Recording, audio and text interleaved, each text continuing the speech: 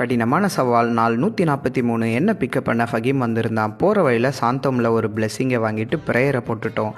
இந்த நாள் இனிய நாளாக அமைய ஆண்டவரை பிரார்த்திக்கிறோம். ஆமேன். God bless me. Adyar to Moolakadai இன்னும் கொஞ்ச நேரத்தில் என் கேட்டகரிக்கு ஸ்டார்ட் பண்ணிடுவாங்க உடல் எடை. அதுக்குள்ளே இந்த காம்படிஷனுக்கான ஒரு ரெசல்யூஷனை எடுத்துடுறேன். அப்போ நான் மனசுக்குள்ளே நினச்சிக்கிட்டதெல்லாம் ஒன்று தான், அடிக்கிறோமோ இல்லையோ தடுக்கிறோம். லோஜக் மோஜக் பஜக், இதுதான் நம்ம தாரக மந்திரம்னு சொல்லிட்டு அங்கே போனேன். அடிக்க போகிறது heavy weight, but N body weight மட்டும் எப்போவுமே அண்டர் வெயிட்டு. 59 கேட்டகிரிக்கு 56 பாடி வெயிட்டோட போயிருந்தேன். என்னைக்கும் எல்லாமே சீக்கிரமாகவே காம்படிஷன் ஸ்டார்ட் பண்ணிட்டாங்க.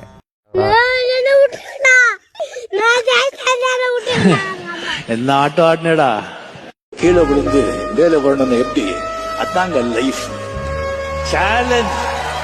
சேலஞ்ச் வேணும்.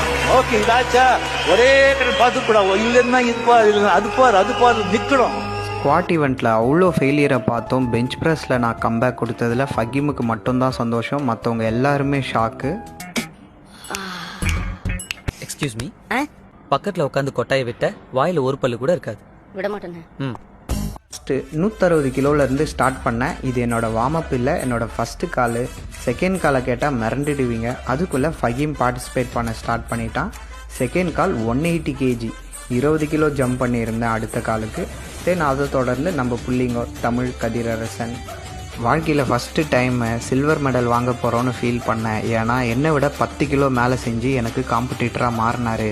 அவர் காம்படிட்டர்னால் நான் எவ்வளோ பெரிய டர்மினேட்டர்னு அவர் காமிக்கணும்ல. ஃபகீம் அதுக்கேற்ற வேலையை பார்த்தான்.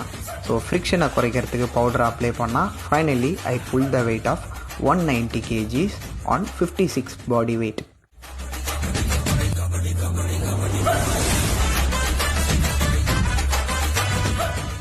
Faheem stands under the pressure. அவனை சுற்றி ஸ்பான்சர்ஸ் பார்த்துட்ருக்காங்க. இவன் மட்டும் இந்த வெயிட்டை கிளியர் பண்ணலன்னா இவனை ரவுண்டு கட்டி அடிக்க ஒரு கும்பலே காத்திருக்கு.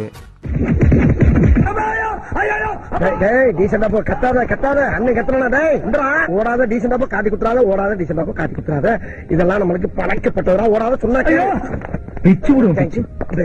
ஒரு என்ட்ரி போட்டவங்களுக்கும் ஒரு சாப்பாடு தான், 4 என்ட்ரி போட்டவங்களுக்கும் ஒரு சாப்பாடு தான்.